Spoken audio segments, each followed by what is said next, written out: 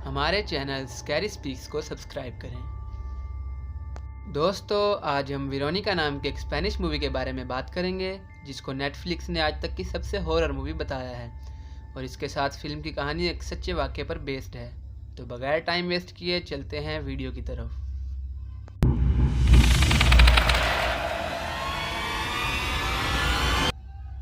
इस फिल्म की कहानी एक 15 साल की लड़की की है जिसका नाम वेरोनिका था और वो सन 1991 में एक शहर में अपनी माँ और 3 बहन भाइयों के साथ रहती थी। वेरोनिका के वालिद की हाल ही में मौत हो गई थी और इसकी माँ एक बार में दिन रात काम करती थी ताकि वो अपने घर को चला सके। इसी वजह से वेरोनिका को अपने छोटे बहन भाइयों का ख्याल रखना पड़ता था। 12 जून 1991 की सुबह वेरोनिका अपने छोटे भाई एंटोनीटो और अपनी बहन लूसिया और अरीन के साथ स्कूल जाने के लिए तैयार होती है। आज के दिन सूरज ग्रहण लगने वाला था। टीचर्स की देखरेख में यह नज़ारा बच्चों को दिखाना था। ग्रहण से पहले टीचर्स बच्चों को इसके बारे में बता रहे थे और पढ़ाते पढ़ाते टीचर्स ने बताया कि पुराने ज़माने में लोग सूरज ग्रहण के वक्त इंसानों की कुर्बानी दिया करते थे और ऐसा माना जाता था कि ग्रहण के वक्त कोई भी इंसान एक बुरी आत्मा को हमारी दुनिया में आसानी से बुला सकता था। इसके दौरान हमें देखने को मिलता है कि वेरोनिका को ग्रहण देखने में कोई दिलचस्पी नहीं थी, बल्कि उस वक्त वो अपनी दोस्त रोज़ा के साथ कुछ खतरनाक प्लान कर रही थी। जब स्कूल के सारे बच्चे टीचर्स के साथ छत पर सूरज ग्रहण देखने गए, वेरोनिका अपनी दोस्त रोज़ा और डायना के साथ स्कूल के बेसमेंट में गई, जहां इसका प्लान एक गेम की मदद से भूत बुलाने का था जो ouija बोर्ड के ज़रिए खेल रहे थे। डायना हाल ही में मरे हुए अपने बॉयफ्रेंड की रूह को बुलाना चाहती थी और वेरोनिका अपने बाप की रूह को बुलाना चाहती थी। तो सबसे पहले वेरोनिका ने अपने वालिद की तस्वीर को ouija बोर्ड के सामने रखकर अपने बाप से रब्ता करने की कोशिश की। तीनों लड़कियां एक गिलास कप पर हाथ रखती हैं और इन्हें फ़ौरन रिस्पॉन्स मिलता है। जवाब में वो कप अपने आप इधर उधर फिसलने लगता है और इतना गर्म हो जाता है कि डायना और रोज़ा अपनी उंगलियां हटा लेती हैं। वेरोनिका उंगली नहीं हटाती और ग्रहण लगते ही वो कप अपने आप टूट जाता है।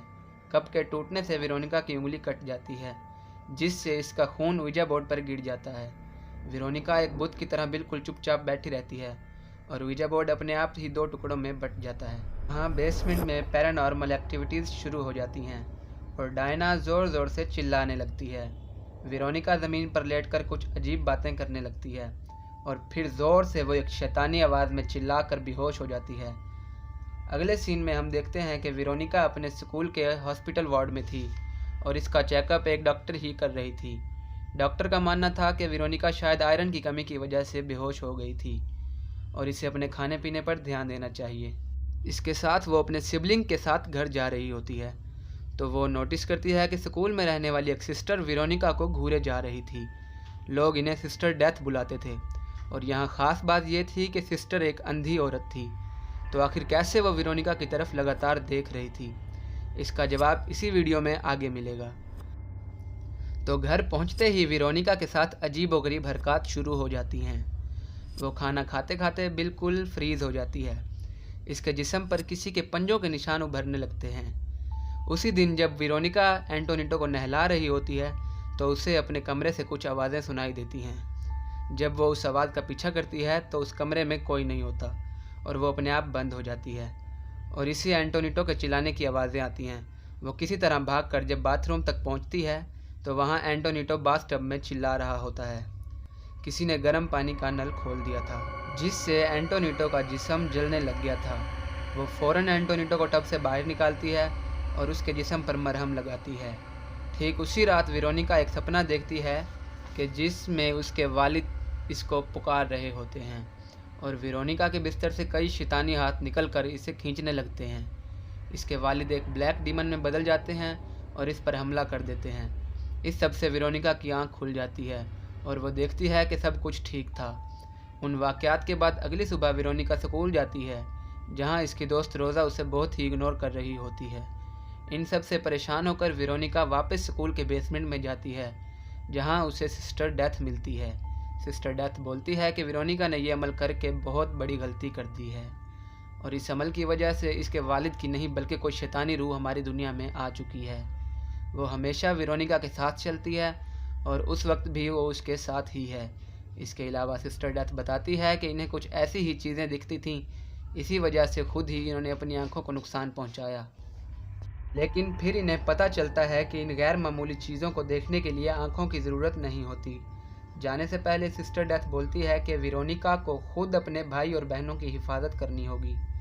इसके बाद वेरोनिका अपने घर के कमरों में वाइटिंग के सिंबल्स लगाती है, जिससे वो इस बुरी आत्मा को दूर रख सके। लेकिन हमें देखने को मिलता है कि ये डीमन बड़े ही आसानी से इन सिंबल्स को जला देता है। इसके साथ हम ये भी देखते हैं कि डीमन वेरोनिका की छोटी बहन लूसिया को गला दबाकर मारने की कोशिश करता है और वेरोनिका इसे बचाने की कोशिश करती है। इस हमले से लूसिया बहुत ज़्यादा डर जाती है और वो बोलती है कि वेरोनिका ही इसकी गर्दन दबा रही थी। लेकिन वेरोनिका इसे समझाती है कि इनके घर में कोई शैतान आ चुका है और वो बस लूसिया को इस शैतान से बचा रही थी। उसी रात सपने में वेरोनिका देखती है कि इसकी बहन इसे दांतों से काट काट कर खा रही है और इसका भाई एंटोनिटो इसकी गर्दन दबा रहा है। वेरोनिका की माँ इसे डांट रही होती है और इन सब से डर कर वो वापस उठ जाती है। उठने के बाद इसके बिस्तर से खून के निशान दिखते हैं और गद्दे के नीचे काला धब्बा था, मानो जैसे वो मैट्रेस जल गया हो। वो भागकर घर के सब मैट्रेस चेक करती है और सारे गद्दों के नीचे एक बड़ा काला धब्बा था, जैसे किसी इंसान ने इन गद्दों को जलाने की कोशिश की हो। यहाँ अजीब बात यह थी कि इन धब्बों से एक शैतानी शक्ल बन रही थी। एंटोनिटो वेरोनिका को बताता है कि उस रात उनके वालिद उनसे बात करने आए थे और वो बोल रहे थे कि इसे अपने साथ ले जाएंगे। इससे वेरोनिका बहुत ज़्यादा डर जाती है और वो एंटोनिटो को समझाती है कि इसे किसी की भी बात मानने की ज़रूरत नहीं है और अगर इसे किसी का भी डर लगे तो वो अपने आँख और कान बंद करके वेरोनिका का नाम चिल्लाए ताकि वेरोनिका इसकी मदद करने आ सके। इसके ठीक बाद वेरोनिका वापस सिस्टर डेथ से मिलने जाती है और इनसे इस स्पिरिट को भगाने की सलाह मांगती है। सिस्टर बोलती है कि चूंकि इन्होंने इस दिन इस गेम को अधूरा छोड़ दिया था तो ये स्पिरिट यहीं रह गई, तो इसे स्पिरिट को भगाने के लिए वापस वही गेम पूरी करनी होगी। इस स्पिरिट को गुड बाय बोलना होगा। ये सुनकर वेरोनिका रोज़ा के घर जाती है और इससे इस गेम को वापस पूरा करने के लिए मदद मांगने लगती है। रोज़ा वेरोनिका की मदद नहीं करती, जिससे वेरोनिका बिल्कुल अकेली पड़ जाती है। इसलिए वो डिसाइड करती है कि वो इस गेम को अपनी छोटे बहन भाइयों के साथ मिलकर पूरा करेगी। उस रात वेरोनिका दोबारा उस ऊर्जा बोर्ड को टेप करती है और अपने बहनों के साथ इस गेम को शुरू करती है और एंटोनिटो को घर की दीवारों पर प्रोटेक्टिव सिंबल्स बनाने को बोलती है। लेकिन गलती से एंटोनिटो के दूसरे पेजेस को देखकर कोई और सिंबल्स बना देता है। गेम शुरू होने पर वेरोनिका स्पिरिट को दुनिया से जाने को बोलती है, लेकिन ये स्पिरिट मना करता है। वो किताबों में देखकर कई तरीक़ों से स्पिरिट को भगाने की कोशिश करती है, लेकिन वो स्पिरिट अपने फुल फॉर्म में उनके सामने आता है और उन पर हमला कर देता है। डरकर वेरोनिका पुलिस को फ़ोन करती है और उसी दौरान ये डीमन एंटोनिटो को अपने साथ ले जाता है। लूसिया और अरीन इस बिल्डिंग से बचकर बाहर निकल जाते हैं और वेरोनिका एंटोनिटो को ढूंढने इस बिल्डिंग में वापस चली जाती है।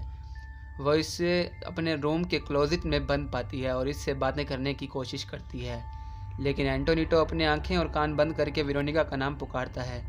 यह चीज़ देखकर वेरोनिका को एक अजीब बात का एहसास होता है। दरअसल ये शैतान उस घर में नहीं बल्कि वेरोनिका के अंदर ही था। एंटोनिटो को नहलाते वक्त वेरोनिका ने ही इसे जलाया था और अपने होश में आने पर इसे बचाया था। लूसिया की गर्दन भी वेरोनिका खुद ही दबा रही थी और होश में आने पर फ़ौरन इसने ऐसा करना बंद कर दिया। घर में हो रही इस सारी गैर मामूली वाक़यात के पीछे वेरोनिका का ही हाथ था और ये डीमन पूरी तरह इस पर कब्जा करना चाहता था। इस बात का पता लगते ही वेरोनिका खुद ही गर्दन को एक टूटे हुए शीशे से काटने की कोशिश करती है, लेकिन यह डीमन इसे ऐसा करने से रोकता है। इसी दौरान पुलिस इस कमरे में पहुंचती है, जहां हालात को देखकर इनके होश उड़ जाते हैं। वेरोनिका का आधा जिस्म हवा में उड़ रहा होता है और वो अचानक से ज़मीन पर बेहोश होकर गिर जाती है। पुलिस एंटोनिटो और वेरोनिका को वहां से बाहर निकालती है और वेरोनिका को एम्बुलेंस में भेजते हैं। डिटेक्टिव वहां आसपास की चीज़ों को देखते हैं, जहां इनको वेरोनिका की एक फ्रेम्ड तस्वीर दिखती है और अचानक वो जल जाती है। तभी उन्हें मेडिक्स से इन्फॉर्मेशन मिलती है कि वेरोनिका अब इस दुनिया में नहीं रही। इसके बाद वो डिटेक्टिव इस केस को लेकर एक रिपोर्ट बनाता है, जिसमें वो साफ तौर पर लिखता है कि इन सारे वाक़यात का जिम्मेदार एक डीमन था, जो एक अधूरे अमल की वजह से यहाँ आ गया था। ये एक रियल लाइफ स्टोरी है। स्पेन की तारीख में ऐसा पहली बार हुआ। तो दोस्तों, ये थी वेरोनिका मूवी की पूरी कहानी और मुझे पर्सनली ये फ़िल्म बहुत अच्छी लगी। ये फ़िल्म एक रियल स्टोरी पर बेस्ड है। मूवी का फोकस बहुत अच्छा है और सारे किरदार ने अपना किरदार ठीक तरह से निभाया है। तो क्या ये फ़िल्म आज तक की सबसे डरावनी फ़िल्म है? तो इसका जवाब है नहीं। इससे भी कई ज़्यादा डरावनी फिल्में आज तक बन चुकी हैं। तो आज की वीडियो में बस इतना ही। वीडियो पसंद आए तो हमारी वीडियो को लाइक करें, शेयर करें और मेरे नए चैनल को सब्सक्राइब करें ताकि ऐसी ही और वीडियोज़ ला सकूं।